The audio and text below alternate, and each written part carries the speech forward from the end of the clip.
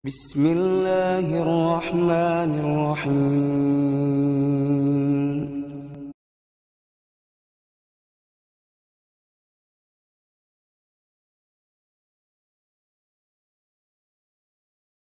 Bismillahirrahmanirrahim. Assalamualaikum warahmatullahi wabarakatuh. Innal hamdalillah nahmaduhu wa nasta'inuhu wa nastaghfiruh wa na'udzu billahi min shururi anfusina wa min sayyiati a'malina.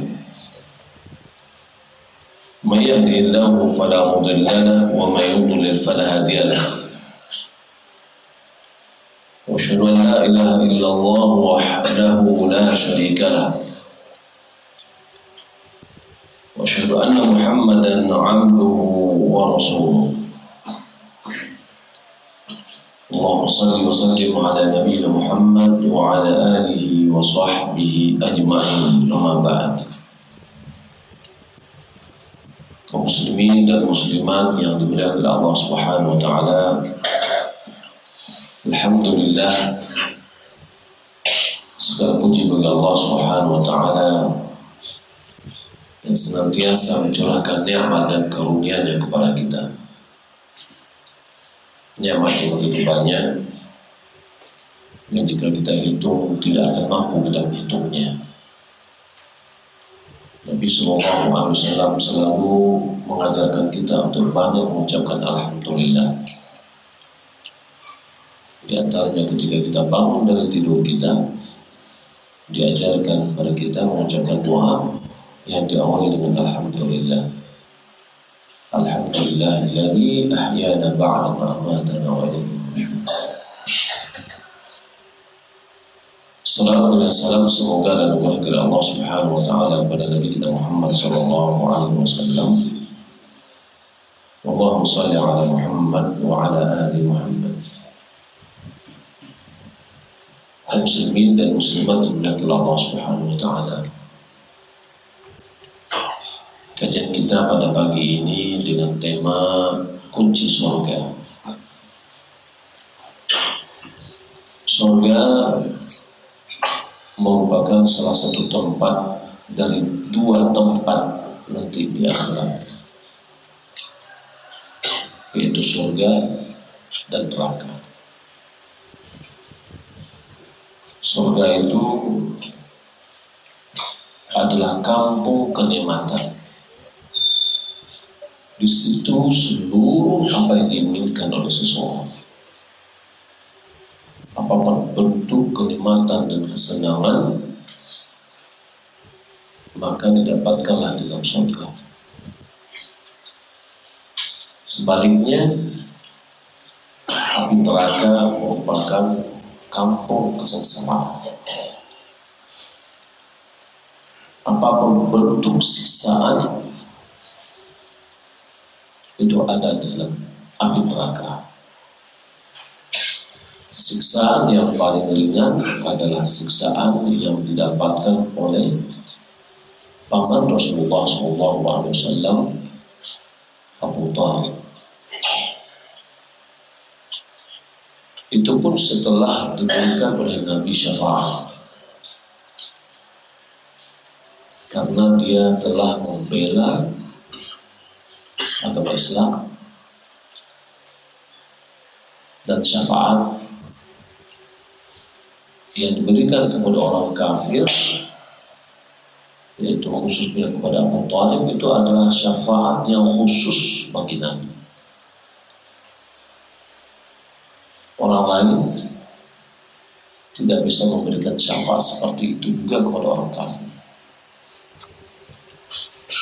Bagaimana bentuk siksaannya? Dia memakai sepatu dari api yang bisa mendidihkan benak di kepala kita. Itu adalah siksaan yang paling ringan. Semoga Allah Subhanahu wa taala melindungi kita dan menjauhkan kita semuanya dari api neraka. Adapun surga, segala macam kenikmatan ada di dalam surga.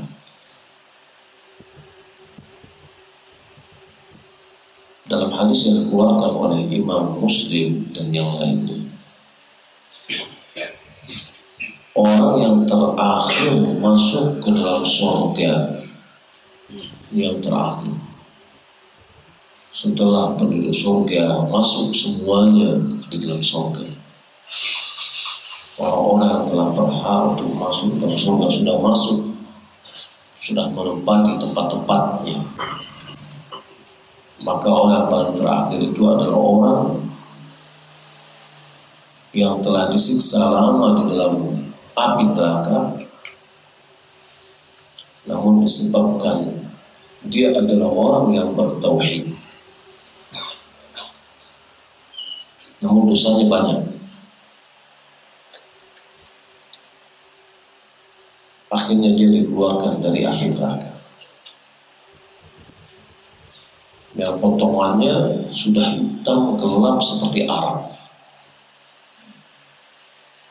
Lalu dimasukkanlah dia ke dalam sungai kehidupan. Dicelupkan dia ke dalamnya. Kemudian dia disuruh untuk masuk surga. Dikhayalkan padanya bahwa surga itu sudah penuh. Karena orang sudah pada masuk semua. Lalu dia mengatakan, wahai Rabb, surga sudah penuh. Lalu Allah mengatakan, masuklah dalam surga. Ketika dia mau masuk, kembali lagi digambarkan kepadanya bahwa surga itu sudah penuh. Maka tidak jadi dia masuk surga. Sampai yang ketiga, Allah Subhanahu wa Ta'ala mengatakan kepadanya,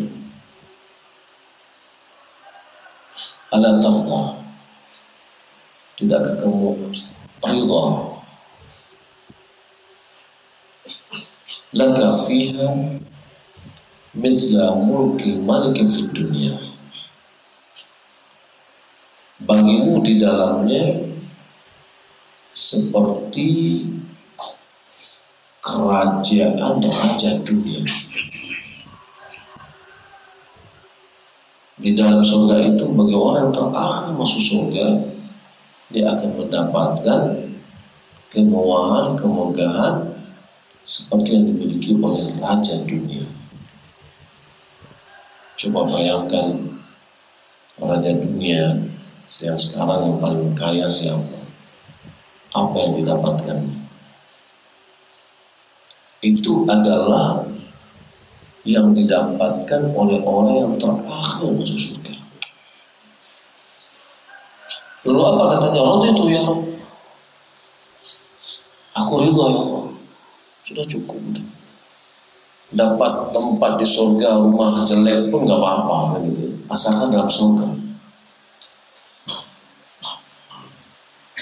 Lalu Allah Subhanahu mengatakan, walaka misluhu wa misluhu wa misluhu. Ada yang kelima kali orang tadi mengatakan raditu ya Rabb, jadi bagimu 5 kali lipat. Lalu Allah Subhanahu wa Ta'ala mengatakan, walaka asyra amthal, bagimu 10 kali. Coba bayangkan Bapak Ibu yang Allah Subhanahu wa Ta'ala, surga yang terakhir, surga bagi orang yang terakhir masuk surga, dia akan dapatkan kenikmatan tempat 10 kali lipat dari kemegahan dunia atau dari kemegahan raja dunia. Walaka ma tashtahi bihi anfus, walaka ma tashtahi bihi nafsu wa taraddu, bagimu di dalamnya apa yang diinginkan oleh nafsu dan apa yang enak dipandang mata. Semuanya sudah. Apa yang diinginkan dia dapatkan. Bapak Ibu bilang ke Allah Subhanahu wa Ta'ala, apakah kita akan menjual akhirat kita dengan jabatan 5 tahun? Supaya dapat jabatan 5 tahun, akhirnya kita menjual agama kita, rumah agama. Ya,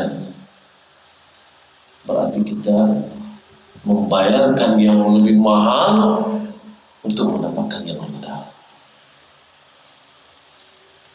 Ada orang gara-gara kemiskinan yang menghadangnya, dia berubah akidah. Berarti dia jual akhiratnya untuk mendapatkan dunianya dengan kotak Indomie. Sangat mungkin dan sangat mungkin.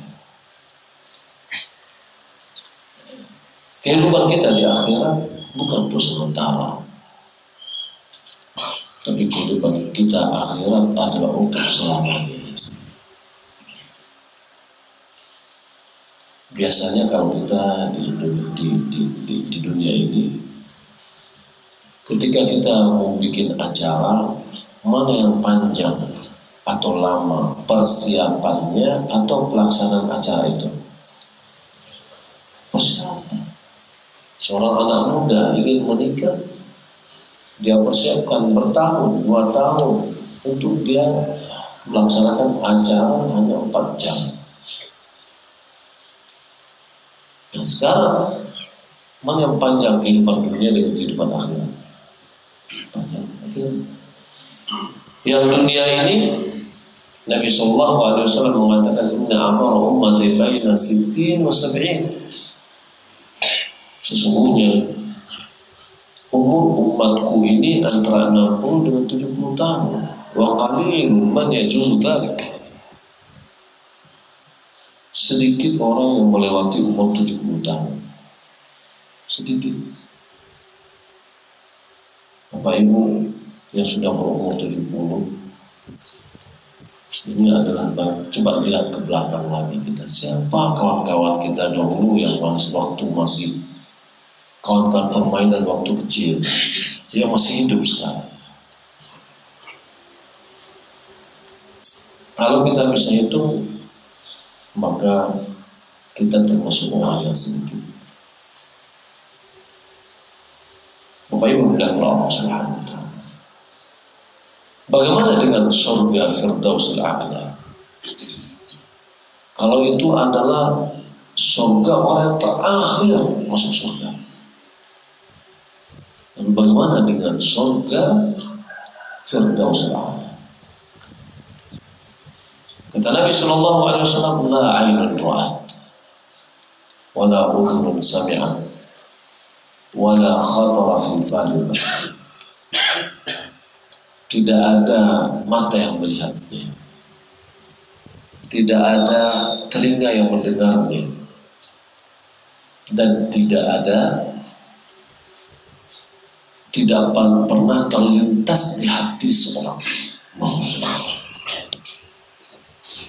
Sepandai-pandainya seseorang menghayalkan akan sebuah kenikmatan dan keindahan yang dianggap itu surga, maka itu belum sampai kepada surga Firdausil A'la. Bapak Ibu bilang ke Allah Subhanahu wa Ta'ala, lalu bagaimana dengan kunci surga? La ilaha illallah miftahul jannah. Kalimat la ilaha illallah itu adalah miftah. Apa arti miftah? Kunci itu konotasinya membuka atau menutup. Itu sudah dikunci, sudah dibuka atau sudah ditutup? Kunci itu akan dekat kepada menutup daripada membuka. Ya, tolong pintunya dikunci, berarti ditutup, bukan dibuka. Ya. Miftah dalam bahasa Arab itu adalah alat membuka, bukan alat untuk mengunci. Jadi bahasanya lebih cenderung kepada konotasi baik, positif. La ilaha illallah, alat pembuka pintu surga. Lakin ma min miftahin illa ma'ahul asnan atau illa laus asnan. Tidak ada kunci yang kita sebutkan tadi kecuali harus punya gigi-gigi. Sebab kalau tidak ada gigi-giginya, dia tidak akan bisa membuka. Maka perlu dibuatkan gigi-giginya yang cocok dengan kunci. Lalu mana kunci la ilaha, mana gigi-gigi la ilaha illallah itu, sehingga dia bisa membuka pintu surga? Kuncinya adalah syaratnya. Orang yang memenuhi syarat la ilaha illallah, maka baru la ilaha illallahnya bermanfaat. Kalau dia tidak penuhi syarat la ilaha illallah itu, maka kuncinya nggak berfungsi. Sama kita pergi ke tukang kunci, tapi kita tidak bawa contoh kuncinya. Kita ambil aja kunci yang masih lurus-lurus, yang belum ada gigi-giginya. Bisa nggak dia membuka pintu kita? Nggak akan bisa. Apa syarat la ilaha illallah? Itu ada 7. Ya. Yang pertama al-ilmu. Al-ilmu munafiqul jahl. Yang pertama itu berilmu. Maksud ilmu ini apa? Berilmu dengan makna la ilaha illallah. Ilmu kita ini bagaimana? Ilmu yang mengikis habis akan kebodohan. Maka perlu kita, apa ini la ilaha illallah? Apa? Berilmu tentang konsekuensinya. Pertama, berilmu tentang maknanya.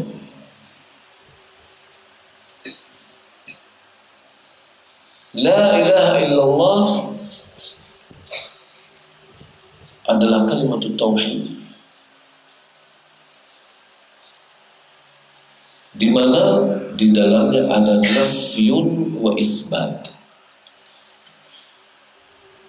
menafikan dan menetapkan. Kalau dilihat kepada kalimat la ilaha illallah, la itu artinya tidak. Di dalam bahasa Arab itu adalah la nafiyah lil jins. Dia adalah peniadaan terhadap jenis. Jenis apa yang ditiadakan? Jenis ilah. Apa itu ilah? Ilah dari Allah ya'lahu, ilahan maknanya adalah ma'luh. Artinya ma'bud. Kalau kita selalu menerjemahkan dari dahulu mengatakan la ilaha illallah, tiada Tuhan selain Allah. Tuhan apa? Tuhan yang menciptakan. Ada orang mengatakan la ilaha illallah itu artinya tidak ada yang bisa menciptakan kecuali Allah. Jadi kalau itu yang dia yakini, makna la ilaha illallah itu dengan mengatakan tidak ada yang bisa menciptakan kecuali Allah,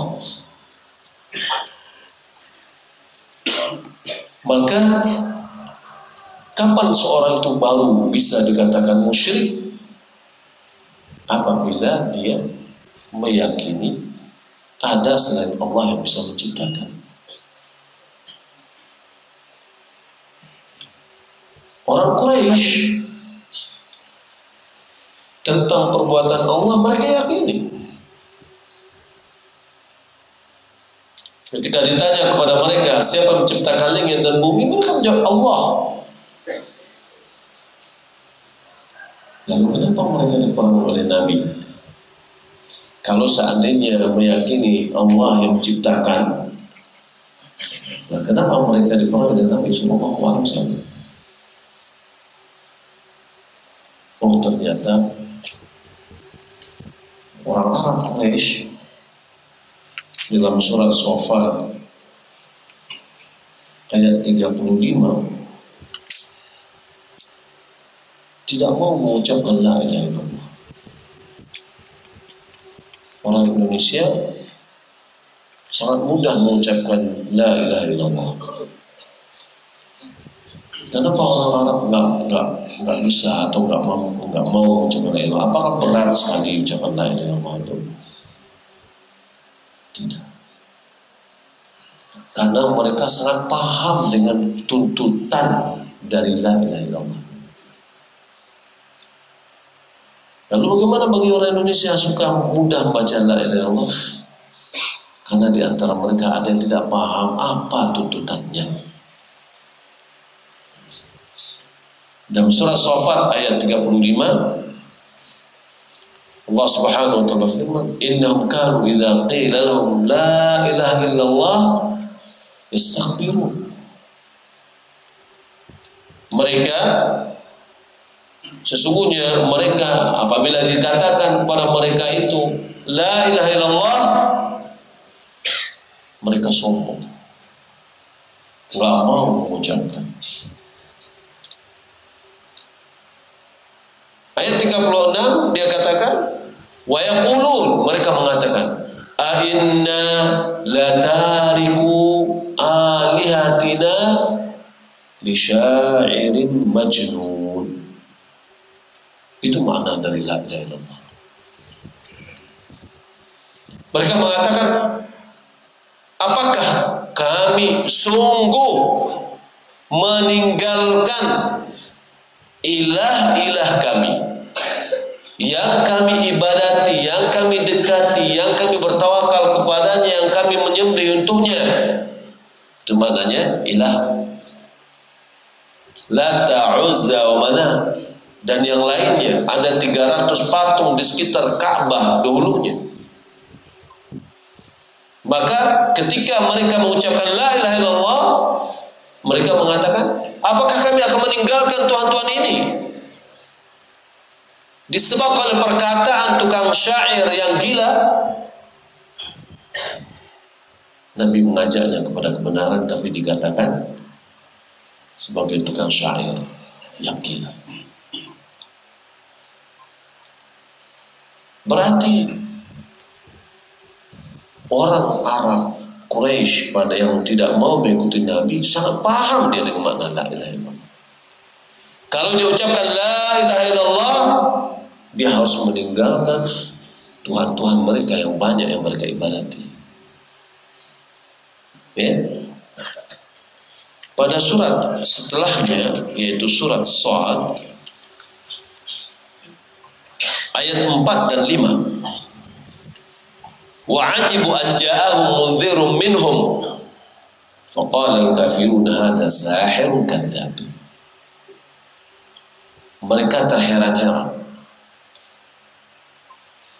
Datang kepada mereka seorang pemberi peringatan dari mereka.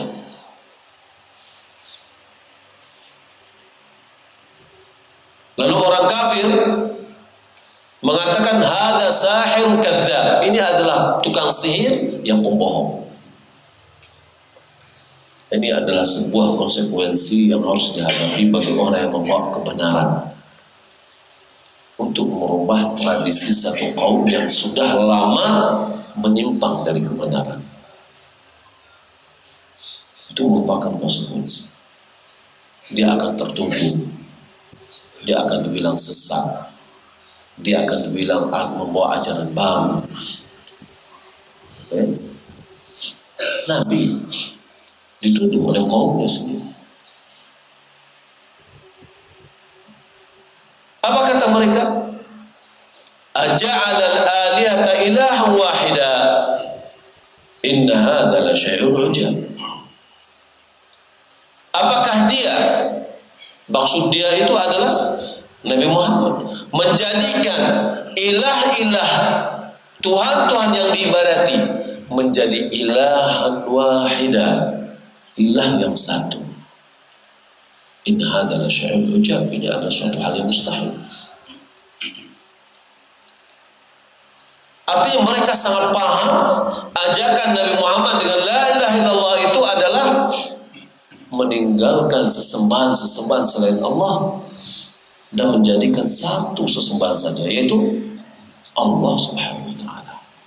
Itulah makna la ilaha illallah.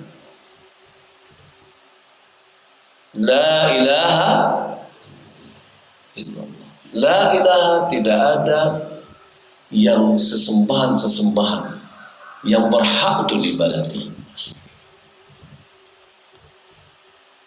bernazar dengannya, menyembelih untuknya, mendekatkan diri kepadanya. Illallah, pada saat itu menetapkan, ini namanya isbat. Yang tadi la ilaha itu adalah nafyun, menafikan, menghilangkan semua sesembahan-sesembahan dan menetapkannya untuk Allah semata. Baru yang memakannya mentauhidkan. Ketika kita mengatakan misalkan ada namanya si Ahmad, maaf kalau seandainya ada nama yang sama, kita pengen mengatakan hanya Ahmad saja yang ada dalam masjid. Bagaimana kita mengungkapkannya? Harus ada nafyun wa isbat. Tidak ada seorang pun kecuali Ahmad di dalam masjid. Maka tidak ada satupun manusia lagi dalam masjid kecuali hanya Ahmad. Tapi ketika kita mengatakan Ahmad dalam masjid, maka boleh jadi orang lain ada dalam masjid. Kita pengen menunggalkan Ahmad dalam masjid, maka kita mengatakan tidak ada manusia, tidak ada seorang pun di dalam masjid kecuali Ahmad.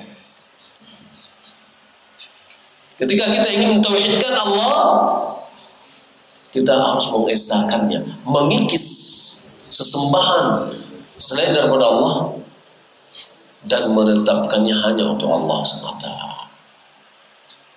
Itu adalah dakwah para nabi sebelumnya. Mulai dari Nabi Nuh dalam surat Al-A'raf, mulai dari ayat 59. Walaqad arsalna Nuhan ila qaumihi faqala ya qaumi i'budullah ya qaumi i'budullah ma lakum min ilahin ghairuh. Sungguh kami telah mengutus Nuh kepada kaumnya. Faqala, lalu Nuh mengatakan, wahai kaumku, ibadatilah Allah, ma lakum min ilahin ghairuh. Tidak ada bagi kalian ilah, satu ilah pun, satu yang sesembahan pun, ghairuh, selain dia. Hud begitu juga.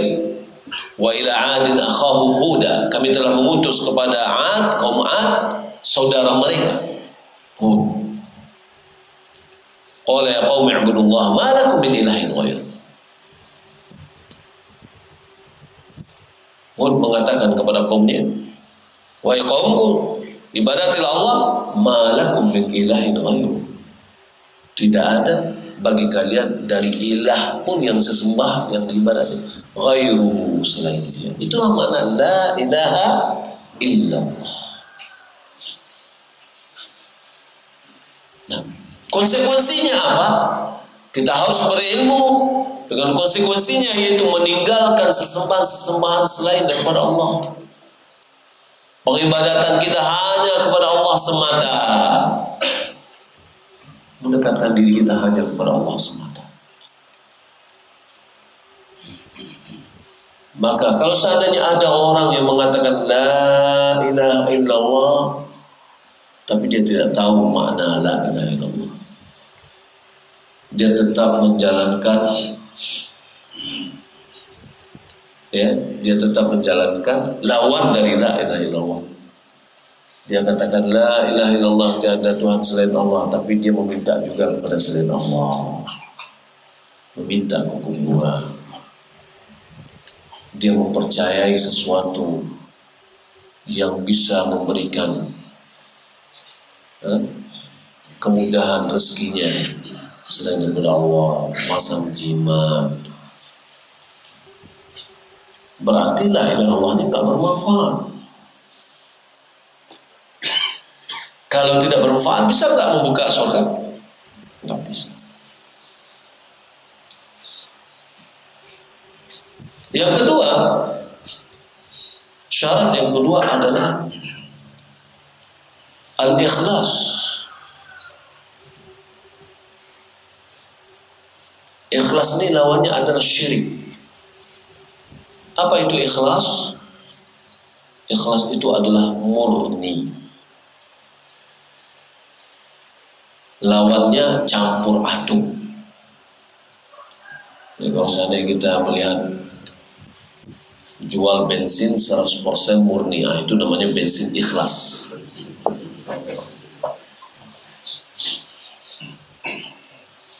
Tapi kalau sudah dicampur yang lain, ini namanya bensin syirik.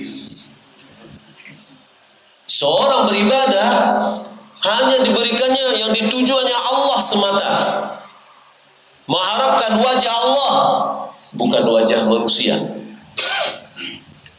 Ya. Hati-hati kalau kita beribadah untuk wajah manusia, bersedekah supaya dikatakan sebagai pemerhati, peduli rakyat, peduli kampung, ya? Kalau itu harapan dia, pupus sudah habis. Membazir uang yang dibagikan. Kenapa? Man kana yuridu hayatan dunya wa zinataha yuwaffi ilaihim a'malahum fiha wa fiha la yubkhasun. Siapa yang menginginkan dunia, kehidupan dunia, wa zinataha, dan perhiasannya, kemegahannya, kekayaan, kedudukan, nuwaffi ilaihim a'malahum fiha wa fiha la yubkhasun. Kami akan berikan, lengkapkan, sempurnakan amalannya di dalamnya, dan mereka tidak dikurangi sedikit pun. Ada orang yang sholat ingin dapatkan jabatan, dapat jabatan. Ada orang bersedekah pengen dapat jabatan, ingin dipilih, dapat. Tapi ayat yang ke-16-nya, ayat setelah itu, ulaika laisa lahum fil akhirati illa an-nar. Itu adalah mereka di akhirat, bagi mereka tiada lain adalah api neraka. Kenapa? Karena pahalanya sudah diberikan di dunia. Dia hanya mengharapkan pahala dunia, diberikan. Tapi pahala akhiratnya dia tidak dapatkan lagi. Yang dapatkannya apa? Api neraka. Batallah seluruh amalan yang telah dia lakukan, gugurlah apa yang telah dia kerjakan. Tapi ketika seorang beribadah ikhlas karena Allah, diharapkan pahala akhirat. Bagaikan orang yang menanam padi. Dia tanam padi, tumbuhlah padi, dan tumbuhlah ilalang atau rumput. Ya. Tapi kalau dia tanam rumput, pasti padi tidak akan pernah tumbuh. Akhirat kita begitu juga. Siapa yang mengharapkan akhirat, maka dunianya akan mengiringi. Kata Nabi SAW, man kanatil akhiratu hammahu. Siapa yang akhirat adalah hamnya, yaitu hamnya adalah buah pikirannya, seluruhnya atau orientasi pikirannya, hidupnya akhirat saja. Seperti apa kehidupannya kira-kira? Yang dia pikirannya akhirat melulu. Dia pergi ke pasar enggak? Enggak. Dia makan enggak? Makan. Apakah dia duduk di masjid aja?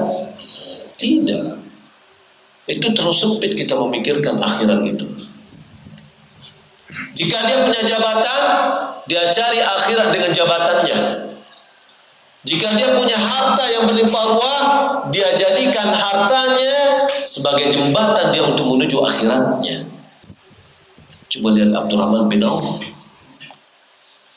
konglomerat sahabat.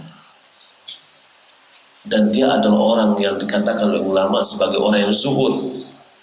Zuhud itu bukan nggak punya apa-apa, baju campal-campian, bukan. Zuhud itu adalah tarku ma la yanfa'u fil akhirah. Meninggalkan apa yang tidak bermanfaat di akhirat. Itu namanya zuhud. Harta tidak sampai kepada dalam hati, hanya di tangan saja. Ya. Jadi siapa orientasi hidupnya adalah akhirat, maka dia akan seperti orang yang orientasinya hidupnya dunia. Dia lihat semuanya. Kalau orang pebisnis dia lihat, kok piti berjalan tuh. Piti berjalan kenapa? Karena dalam kantong orang kan ada uang. Sekarang mikir bagaimana cara mengorek uang orang ini dengan cara yang benar, kan begitu ya orang pebisnis. Tapi orang yang orientasi akhiratnya, orientasi hidupnya adalah akhirat, ini semuanya adalah pahala. Ada batu yang menghalangi di jalan dia, singkirkan, dapat pahala. Berbicara jujur, dapat pahala. Jadi orientasinya semuanya adalah akhirat. Ada mobil mogok, ini pahala. Ya, pengen didorong. Kata Nabi SAW, kullu salama libni Adam lahu alais sadaqah. Setiap persendian kita ini, kata Nabi, wajib disedekahkan. Berapa persendian kita? Banyak. Ada mengatakan 330 persendian. Kalau 330 persendian, kita sedekahkan aja 1000 setiap persendian. Karena nikmat persendian ini tangan Bapak Ibu kalau nggak bisa digini kan, ini bisa ratusan juta untuk mengoperasinya supaya dia bisa begini. Ini nikmat. Kalau tidak nikmat persendian, kita tidak akan bisa berjalan dengan baik. Pasti kita berjalan pincang. Kalau tidak nikmat persendian, kita tidak akan mungkin bisa tidur nyenyak, tidur dengan nyaman. Persendian pinggang kita baik. Ini harus kita syukuri. Lalu bagaimana syukurnya? Harus disedekahkan. Kalau taruhlah 1000 setiap persendian, berarti setiap hari kita sedekah berapa? 330.000. Mampu? Pendapatannya tidak sampai segitu, Tapi kata Nabi SAW, setiap takbir itu adalah sedekah. Setiap takbir sedekah. Tahmid sedekah. Amar ma'ruf nahi mungkar sedekah. Berkata baik adalah sedekah. Bisa mencukupi itu semua dengan sholat 2 rakaat duha yang kita lakukan. Baik. Ini orang ketika dia berbicara tentang berorientasi akhirat, selalu kehidupannya itu adalah akhirat. Memudahkan urusan orang. Siapa yang memudahkan urusan orang, maka Allah akan memudahkan urusan dia. Jadi pejabat dia misalkan, dia mudahkan, bukan persulit. Karena sekarang ini ada orang semakin masih bisa dipersulit, kenapa harus dipermudah? Kan gitu ya. Tapi seharusnya selama masih bisa dipermudah, kenapa harus dipersulit? Karena Nabi SAW dalam sebuah hadis dia mendoakan, Allahumma man waliya min amri ummati syai'an farafaqa bihim farfuq bih. Ya Allah, siapa yang memegang wewenang urusan umatku, lalu dia berlemah lembut, dia mudahkan urusannya, maka berlemah lembutlah dengannya. Wa man waliya min amri ummati syai'an fashaqqa 'alaihim fashquq 'alaihim. Siapa yang memiliki jabatan wewenang terhadap umatku lalu dia mempersulit-sulit urusan mereka, maka susahkan, sulitkan urusannya. Jadi kalau seandainya kita pengen mau dipersulit, ya silakan aja persulit urusan orang lain. Tapi kalau kita mau dipermudah oleh Allah urusan kita, mudahkan urusan orang lain. Ya. Balik kita kemana nih kita nih? Kemana perginya? Ikhlas. Ikhlas kita kepada Allah yaitu ibadah kita ini hanya untuk Allah, bukan untuk dunia. Itu wajah Allah, bukan wajah manusia. Kata Nabi SAW mengingatkan kepada kita bagaimana berbahayanya riya atau syirik yang tersembunyi.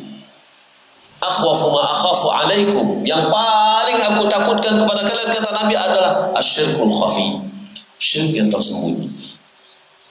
Bagaimana syirik yang tersembunyi ini?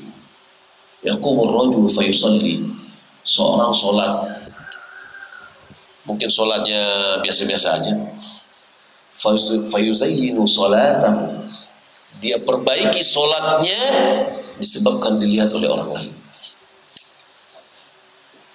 Hanya sedikit aja. Pertama mungkin biasa-biasa, nampak orang masuk ke masjid, kelihatan khusyuknya. Itu namanya syirik khafi. Itulah namanya riya. Benang merahnya sangat tipis sekali antara orang ikhlas dengan orang riya. Sehingga Nabi SAW mengatakan syirik khafi itu bagaikan semut yang hitam di atas batu yang hitam dan licin di malam gelap gulita. Kelihatan atau tidak? Tidak kelihatan. Ya, maka ikhlas ini, ikhlas adalah memang yang kita tuju Allah. Bagaimana kalau seandainya seorang beribadah, sholat, pengen masuk surga, itu namanya ikhlas. Karena takwa, kata Talq bin Habib, anta'mala bi ta'atillah, engkau melaksanakan ketaatan kepada Allah, ala nurin min Allah, di atas cahaya dari Allah, yakni atas ilmu, tarju thawab Allah, engkau mengharapkan pahala dari Allah. Wa tatruka maksiat Allah, engkau tinggalkan maksiat kepada Allah, ala nurin min Allah, di atas cahaya dari Allah. Takhafu azab Allah, engkau takut terhadap azab Allah. Itu takwa. Orang yang beribadah mengharapkan pahala dari Allah, dia akan muncul ibadah yang sempurna. Orang yang takut bermaksiat kepada Allah karena takut azabnya, ada kesempatan atau tidak ada kesempatan, dia tidak akan lakukan. Kadang dalam kemaksiat atau kejahatan diawali dengan tidak punya niat, karena gara-gara ada kesempatan akhirnya dia bermaksiat. Tapi orang yang bertakwa, ada kesempatan atau tidak ada kesempatan, dia tidak akan pernah berbuat maksiat. Kenapa? Karena dia takut dengan azab Allah. Orang bertakwa ketika dia melaksanakan ibadah kepada Allah, dia berharap mendapatkan pahala dari Allah. Maka apabila seorang beribadah, ibadahnya dia tuju adalah Allah, dia mengharapkan surga Allah, itulah yang namanya ikhlas. Adapun ungkapan yang mengatakan siapa yang beribadah karena mengharapkan surga itu adalah syirik, itu tidak benar. Karena dalam Al-Quran sampaikan kepada kita bagaimana dia masuk surga, dan bahayanya api neraka dan pedihnya siksa api neraka. Maka ikhlas ini hendaklah kita beribadah hanya untuk Allah. Orang mengatakan la ilaha illallah, tapi dia berdoa kepada selain Allah. Dia memberikan ibadah kepada selain Allah. Dia bernazar kepada selain Allah, menyembelih untuk selain Allah. Berarti dia tidak mengikhlaskan ibadahnya kepada Allah. Tapi ikhlas itu kan tadi murni. Ya, di antara yang dilakukan oleh sebagian orang, ya, mudah-mudahan saya tidak tahu dia bagaimana tradisi di sini. Kalau tradisi di Minang, sebagian di Minang membuat rumah sudah naik kuda-kudanya didarahi perkayuannya. Ini bagian dari syirik. Dianggap bahwa ini kalau tidak didarahi nanti akan ada kekuatan jahat. Lalu kita sembelih untuk menghindari kekuatan jahat. Ya. Perbuatan itu banyak konsekuensinya. Pertama, dia adalah melakukan menyembelih untuk selain Allah. Karena dia menyembelih untuk jin yang ditakuti, kekuatan jahat tadi itu. Ya. Yang kedua, ayamnya haram dimakan. Dia tidak halal. Kenapa? Karena dia disembelih untuk selain Allah. Hurimat alaikumul maitatu wad-damu wa lahmul khinzir wa ma uhilla li ghairillahi bih. Itu adalah bagian dari yang disembelih untuk selain Allah.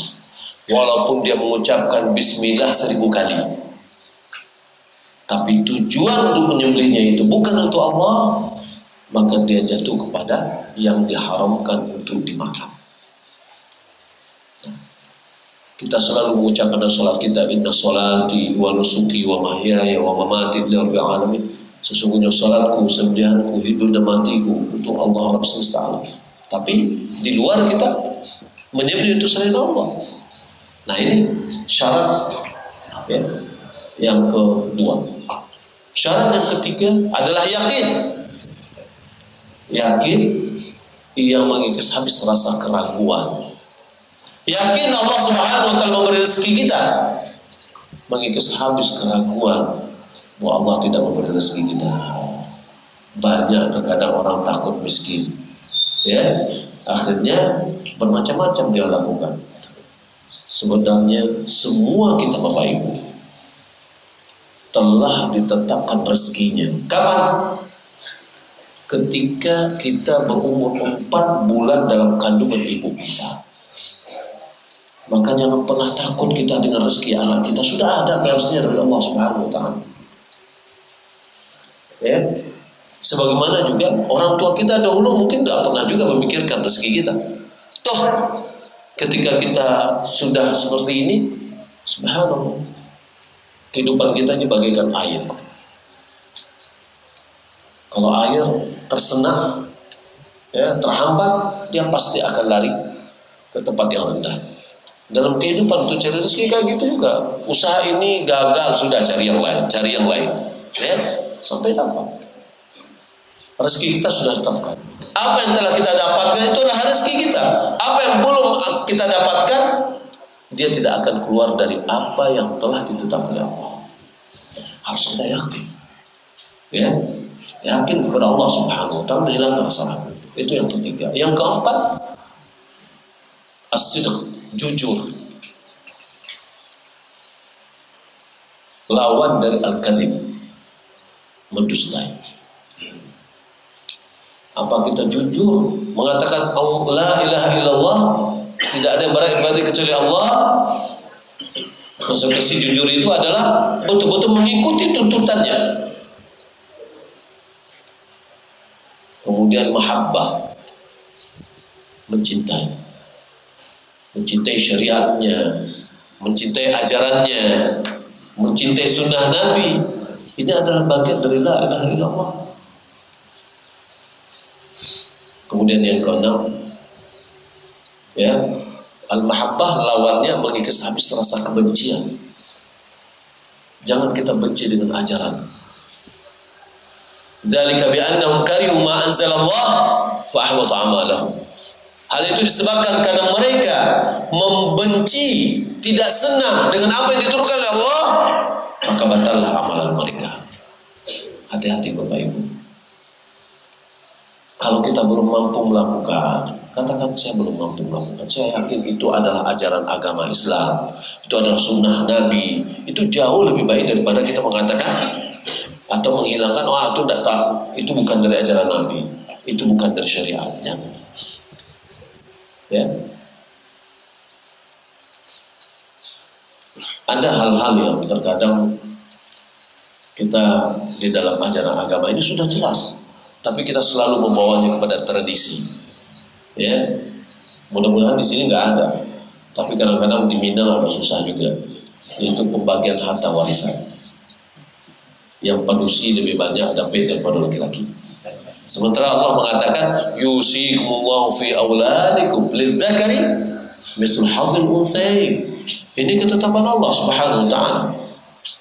Ya, terkadang ketika kita bawa ini dalam ajaran agama, kita ini kan orang Minang. Nah, kita orang Minang atau orang Islam? Ya? Ini selalu Bapak Ibu saya sampaikan, karena ini adalah terkait. Coba Bapak Ibu baca dengan seksama surat An-Nisa ayat 11, 12, 13, 14 yang mengatur tentang aturan warisan. Allah langsung. Kenapa? Allah langsung. Karena Allah tahu tomaknya manusia ini dengan harta, rakusnya dengan harta. Kemenakan bacaka jo mama gitu, gara-gara harta. Jadi ayat 11, 12 itu ketentuan. Kemudian motivasi ayat 13 dan 14. Tilka hududullah, itu adalah batas-batas ketetapan Allah, ayat 13. Wa may yuti'illah wa rasulah, siapa yang mentaati Allah dan Rasulnya dalam masalah apa? Terutama dalam masalah ilmu faraid, ya, ilmu warisan dan yang lainnya. Yudkhilhu jannatin tajri min tahtiha al-anhar. Allah akan masukkan dia ke dalam surga, di bawahnya mengalir sungai-sungai, dan itu adalah keberuntungan yang besar. Ayat ke-14, wa may ya'sillaha wa rasulahu wa yata'adda hududah. Siapa yang membangkang kepada Allah dan Rasulnya dan dia melampaui batas-batas yang telah Allah tetapkan, yudkhilhu naran khalidan fiha, maka Allah akan masukkan dia ke dalam api neraka kekal di dalamnya. Itu ancaman kalau kita tidak tunduk dan patuh kepada ajaran agama kita. Maka harus kita menerima konsekuensi atau syarat dari la ilaha illallah adalah qabul, menerima ajaran ini. Syarat yang ketujuh, inqiyad, tunduk dan patuh dengan ketaatan. Qabul, menerima, lawannya ar-rad, menolak. Al-inqiyad, tunduk dan patuh, lawannya adalah tark, tidak mau melaksanakan. Maka 7 syarat ini adalah syarat menjadikan la ilaha illallah sebagai kunci pembuka pintu surga. Semua kita mengucapkan la ilaha illallah. Ada di antara orang mengucapkannya berkali-kali setelah sholat. Sebenarnya Nabi tidak pernah mengajarkan seperti itu. Tapi kalau seandainya konsekuensinya tidak dilaksanakan, maka la ilaha illallah itu amam, jadi tidak bermanfaat. Maka oleh karena itu kita jalankanlah. Pertama, kita harus berilmu tentang la ilaha illallah. Apa konsekuensinya? Kemudian kita berilmu juga dengan syarat-syaratnya tadi, lalu kita laksanakan. Nabi SAW mengatakan, man qala la ilaha illallah dakhala jannah. Dan beliau dikatakan, man kana akhiru kalamihi la ilaha illallah dakhala jannah. Siapa yang akhir katanya, ungkapannya la ilaha illallah, maka dia masuk surga. Makanya Nabi SAW mengatakan kepada kita, laqinu mautakum la ilaha illallah. Talkinkan kepada mayatmu. Maksud mayat ini yang akan jadi mayat, bukan yang setelah menjadi mayat. Yang akan menjadi mayat berarti dia sedang sekarang. Kita ucapkan la ilaha illallah, bukan Allah, Allah, Allah. Nabi mengatakan, laqinu mautakum la ilaha illallah. Kenapa kita katakan yang sedang sekarat? Karena hadis Nabi yang kita bacakan sebelumnya. Siapa yang akhir katanya la ilaha illallah, dia masuk ke dalam surga. Kapan seorang bisa mengatakan la ilaha illallah itu? Ketika dia masih hidup. Sebab Nabi SAW mengatakan, idza mata al-insan inqata'a amaluhu illa min thalath. Apabila manusia telah meninggal dunia, terputus amalannya. Inyulai punya lidah, tapi tidak bisa menggerakkannya. Karena dia sudah wafat. Ruh nggak ada lagi di jasad. Ya? Nah, jadi mengucapkan la ilaha illallah, Nabi SAW mengatakan, menawarkan kepada pamannya, ya ammi, qul la ilaha illallah, katakan la ilaha illallah, ahtajju bika, ahtajju laka biha inda Allah. Aku akan berhujah dengan la ilaha illallah itu untukmu nanti di hadapan Allah Subhanahu wa taala. Paman yang sudah tahu dengan ajaran keponakannya, dia bela selama berdakwah 10 tahun, dia bela, ya. Dia hadapi halang dari rintangan. Tapi hati-hati, ini juga penghalang hidayah Bapak Ibu. Ketika jabatan yang diharapkan, kedudukan di masyarakat yang dipertahankan, ini menjadi penghalang hidayah. Hidayah sebenarnya telah mengetuk hatinya, karena dia tahu ketika awal turunnya ayat disampaikan kepada dia oleh Rasulullah, dia mengatakan ini adalah kebenaran, berdakwah terus, saya akan membela.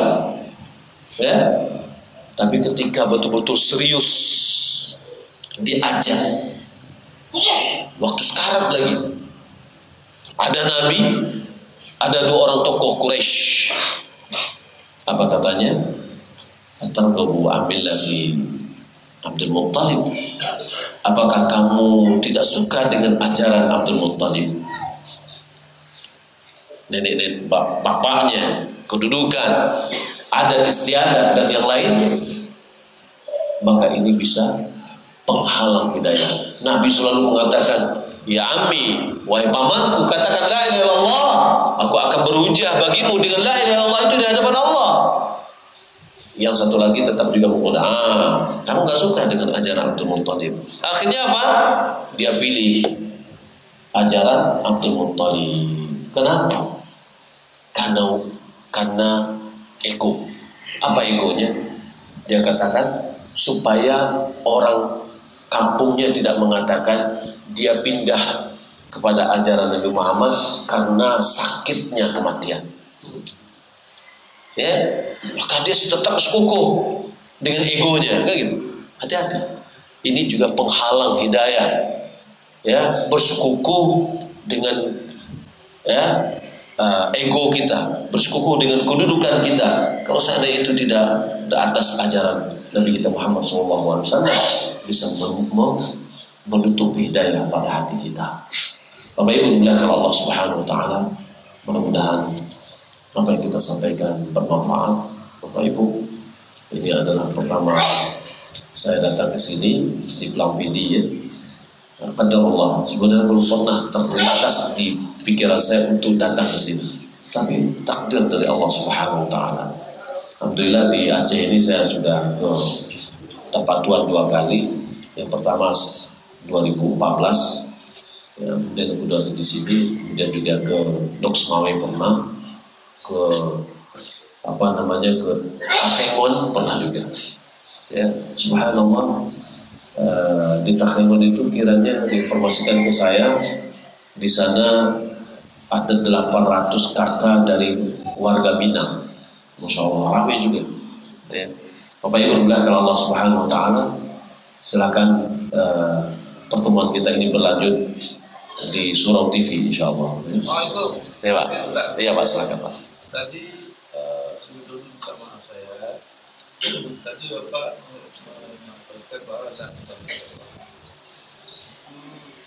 kita talkshow.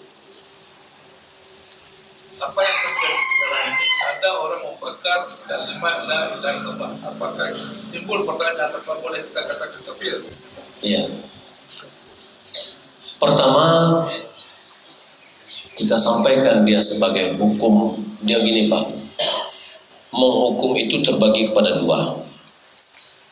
Menghukum kepada perbuatan dan menghukum kepada individu. Menghukum kepada perbuatan sebagaimana laknat Allah kepada orang yang melakukan syirik, ya, laknat Allah kepada orang yang menyembelih itu selain Allah, laknat Allah kepada orang yang melaknat orang tuanya. Maka ini adalah melaknat kepada perbuatan. Maka melaknat kepada perbuatan boleh, ya. Adapun kepada individu A, fulan terlaknat atau fulan kafir, maka itu tidak boleh kecuali terpenuhi syarat-syaratnya dan hilang penghalang-penghalangnya, ya. Dan ini bukan tugas kita untuk menghukum individu, ya. Ini namanya takfir muayyan atau la'nah muayyan. Muayyan itu ada orang tertentu. Sebab mengkafirkan ini dengan orang tertentu ini bukan main-main. Sama dengan bumerang. Kalau nggak kena musuhnya atau yang dituju, dia kembali kepada dirinya. Kata Nabi SAW, apabila seorang muslim mengatakan kepada saudaranya, wahai kafir, faqad ba'a bihadihima, sungguh akan ada pada salah seorang di antaranya. Kalau seandainya benar, maka jatuh hukumnya. Kalau tidak, kembali kepada dia. Ya, siapapun yang melakukan seperti dalam masalah membakar bendera yang ditulis itu la ilaha illallah. Pertama, kita katakan ini adalah perbuatan yang mungkar. Perbuatan yang mungkar tidak boleh dibiarkan seperti itu, ya. Tapi apakah dia kafir? Tentu tidak, ya. Tentu tidak sampai kepada kafir individunya. Perbuatannya adalah sebuah kemungkaran, ya, yang harus kita ingkari. Kemudian apalagi kalau seandainya ada unsur-unsur yang tidak baik. Namun kalau kita lihat yang lebih lagi, motivasi untuk membela liwa Rasulullah, roya Rasulullah, membela la ilaha illallah, kalimat tauhid ini hebat, bagus. Tapi harus diperdalam lagi bahwa hendaklah kita bersemangat juga menjalankan konsekuensi dari la ilaha illallah. Kita marah kepada orang yang membakar bendera la ilaha illallah, bagus, ya, ini bentuk dalam pembelaan kita. Tapi kenapa kajian-kajian yang berhubungan dengan mengkaji konsekuensi la ilaha illallah, ya, seharusnya disokong baik, tapi terkadang ini dilarang juga. Kenapa? Karena berhubungan dengan tradisi nanti, ya, meminta-minta kepada selain Allah. Nabi SAW telah mengatakan kepada dalam hadis Ummi Salamah, la'anallahu al-yahuda wan nasara. Allah telah melaknat orang Yahudi dan Nasrani. Ittakhadhu qubur anbiya'ihim was-salihihim al-masajid. Mereka jadikan kuburan-kuburan para nabi dan orang soleh mereka tempat beribadah, ya. Dan ini telah dilaknat oleh Rasulullah SAW. Orang-orang yang melakukan hal yang demikian, ya, secara umum, tapi bukan individunya. Individu itu bukan. Ketika kita menghukum misalkan orang yang datang meminta-minta ke kuburan adalah musyrik, kita tidak menghukum individu, ya, tapi kita menghukum adalah perbuatan tersebut. Jadi ada hikmah yang bisa kita dapat, Pak. Qadar Allah Subhanahu wa ta'ala dengan takdirnya dan hikmahnya, Allah jadikan sebuah perbuatan itu hikmahnya adalah kebaikan untuk kaum muslimin. Apa diantaranya adalah menyatukan kekuatan kaum muslimin. Itu Pak, ya, itu hikmahnya kita lihat. Sebagaimana dulu kita dikumpulkan oleh pembelaan terhadap Al-Quran. sekarang adalah pembelaan terhadap kalimat tauhid. Ini hikmahnya. Maka hendaklah kita betul-betul kembali kepada agama kita sesuai dengan Al-Quran dan Sunnah. Ini yang lebih kita harapkan. Ya. Semoga Allah Subhanahu wa Ta'ala memberikan taufik kepada kita semua, karena kita manusia tidak akan berlepas dari kesalahan. Dan semoga Allah Subhanahu wa Ta'ala juga mengampuni dosa orang yang membakar kalimat bendera la ilaha illallah itu, dan diberi dia hidayah, ya, karena hidayah Allah Subhanahu wa Ta'ala tidak ada yang bisa menghalanginya jika Allah Subhanahu wa Ta'ala ingin memberikannya. Bapak Ibu, mohon maaf, demikian yang dapat kita sampaikan. Ya, terima kasih atas kesabaran Bapak Ibu, Masya Allah. Hanya mungkin ada keperluan sebagian atau beberapa orang tadi duluan, ya, karena keperluan alhamdulillah, tapi kehadiran Bapak Ibu, Masya Allah, ini bertahan 98%, Masya Allah, ya.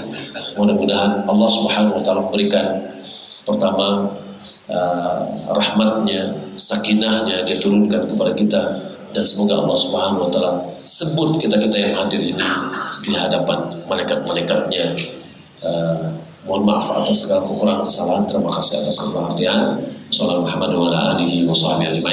Wassalamualaikum warahmatullahi wabarakatuh.